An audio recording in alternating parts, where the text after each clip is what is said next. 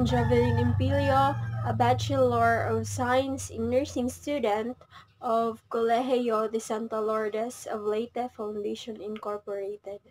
And today, I will discuss all about the slime molds. What is a slime mold?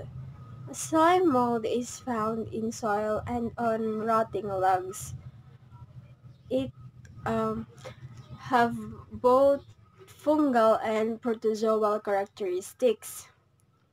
So, may dia characteristics han fungi, may dalotia characteristic han protozoa. It starts as independent amoeba ingesting bacteria and fungi by phagocytosis. So, on phagocytosis, amad to yan sinisiring na cell eating. When run out of food, they fuse together to form a multicellular form known as slug. When we say motile, it is moving or having the ability to move or get around. Then, when we say slug, it is about 0.5 millimeters long. So, slug is any one of those terrestrial pulmonate mollusk. It looks like a snail. May dahiya shell and it is somehow concealed in the mantle. So, an slug. Okay, so is slime mold a danger to humans or animals? So, slime molds is absolutely not a danger. It is not known to be a danger to humans or even animals. So, what kills slime molds? So, it's slime molds, pwede ito niya mamatay or mawara using baking soda, cornmeal, water, or even garlic. So, amo direct makakapatay hit slime molds. Kailangan mo hira i-destroy using those killing agents. Slime molds are classified as protists. So, they belong to the protists. And they have complex life cycles. We have two types of slime molds, the cellular ones and the acellular slime molds, or the plasmodial slime molds.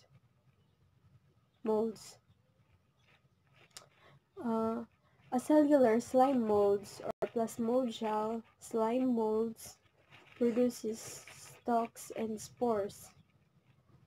They appear to be haploid cells and they fuse to become diploid cells, which develop into very large masses of motile.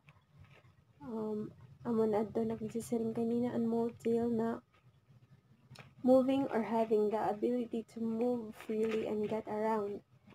Then,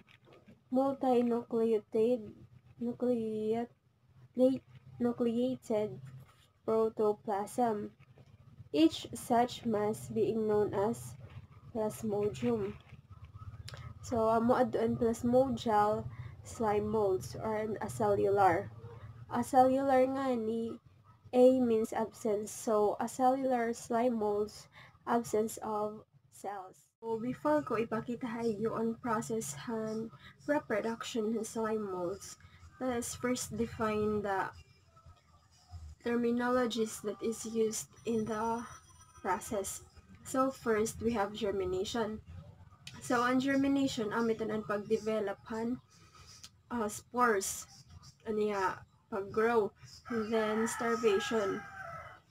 Ang starvation naman, has slime molds, advantage ito nera.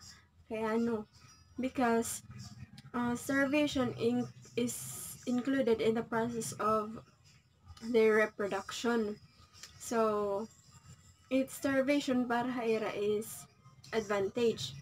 So next is aggregation. An aggregation liwat an bagat pagtatarampunahan mga things para makapag-reproduce. Then lastly is culmination. So culmination, so as we all know, culmination, it is the end. So amo na to. So this is the process of the slime mold reproduction in the sexual and the asexual reproduction.